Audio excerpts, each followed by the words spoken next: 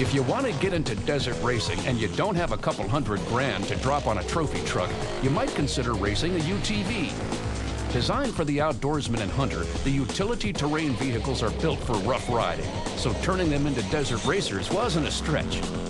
The dominant brands are Rhinos and Razors, but there's a newcomer on the UTV circuit that's turning some heads. It's called the Tom Car.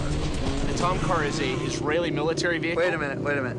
These are not Israeli military vehicles. These are highly tuned race vehicles. And the place where Tom Cars become race cars is at Zach McKinley's shop, ZMR Fabrication in Phoenix. These cars were built for the Israeli military, which everybody knows is probably the most advanced military in the world. They're good at blowing things up, so they use these for reconnaissance missions, scouting, just all kinds of stuff. So what's the attraction of using a Tom Car for desert racing? Well, for one thing, they're bulletproof, literally. This is a stock rear suspension. We call it a final drive on a Tom Car. And this is actually bulletproof, up to a .40 caliber machine gun. This is light armored steel. This is the same material they make tanks out of. Now, stock Tom Cars are sold for the weekend warrior types as an alternative to the Yamaha Rhino and other UTVs. Zach takes the stock car and builds a racing roll cage and replaces the engine with a 660cc snowmobile motor. Right here is our race car that we actually raced, the Baja 1000. You can see all the modifications that we made of the roll cage modifications, the door bars. This car has a light bar on it and a wing. You also see the bumper that we added to the back of the race car. It's pretty beefy to protect the engine. We upgrade to a Ron Davis Racing radiator. It's all aluminum, lightweight.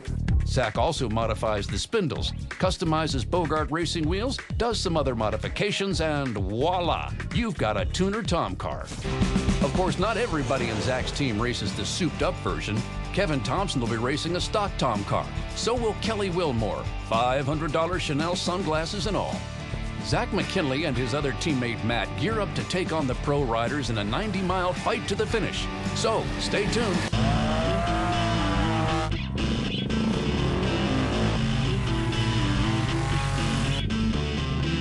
There's a lot of things that go on in somebody's head before you start the race.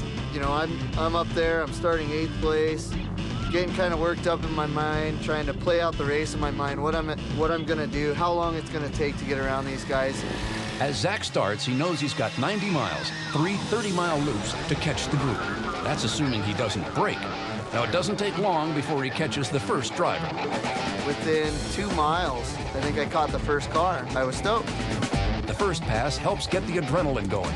Zach can smell blood. He starts driving faster, pushing the car a little harder. Soon, he comes up on his teammate, Matt.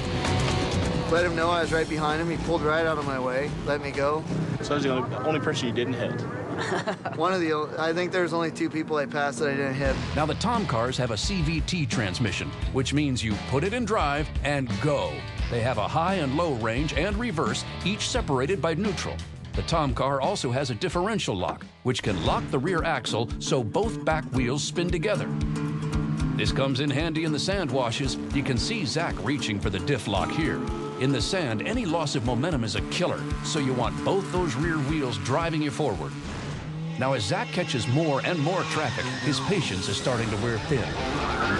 As a driver, they say, be patient, be patient, be patient, but the longer you wait, that lead car is leaving.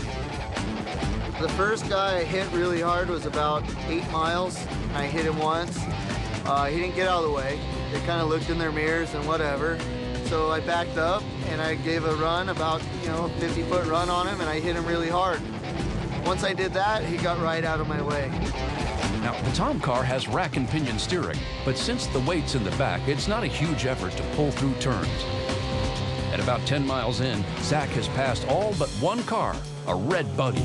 Today I was a hero. I could have been a zero in a real hurry with the big red car that we caught. I gave him a tap. He got on the gas and started racing. Zach had started a good 5 minutes back, and he'd already caught the lead car, so he didn't really see any reason to hang back. It's time to make a move. Here they come into a corner in a sand wash with Zach riding the buggy's rear bumper.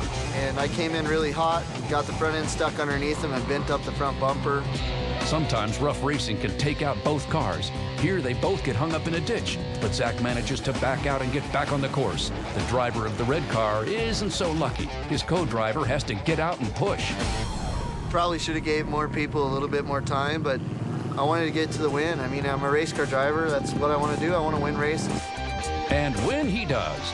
But even more important for Zach, Matt, and the rest of the team was that amidst all the carnage of the 90-mile race, there were 4 Tom cars that started and 4 Tom cars that finished. And in desert racing, that's perhaps the biggest victory of all.